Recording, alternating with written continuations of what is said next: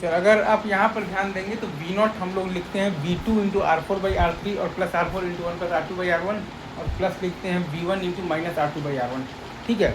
और जब Vp बराबर जब Vn हम लोग लगाकर भी सेम चीज़ हम लोग बेसिकली डिराइव करेंगे तब भी हमारे पास V नॉट वहीं आएगा, माइनस R2/R1 टाइम्स V1 और प्लस आ जाएगा V2 टाइम्स R4/R3 और plus R4 into 1 plus R2/R1, ठीक है। अब हम जानते हैं कि VCM हमारे पास आता है V1 प्लस V2/2 और VDM हमारे पास आता है V2 माइनस बेसिकली आता है बेसिकली V1, राइट। तो V1 को हम लोग चाहें तो लिख सकते हैं VCM माइनस VDM/2 और V2 को हम लोग चाहें तो लिख सकते हैं VCM और प्लस लिख सकते हैं बेसिकली तो VDM/2।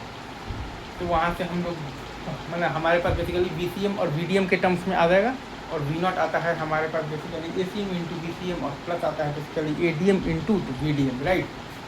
ये चीज़ हमें बस याद रखना। बाकी आपके पास सर्किट दिया हुआ है और ये common mode reduction ratio CMR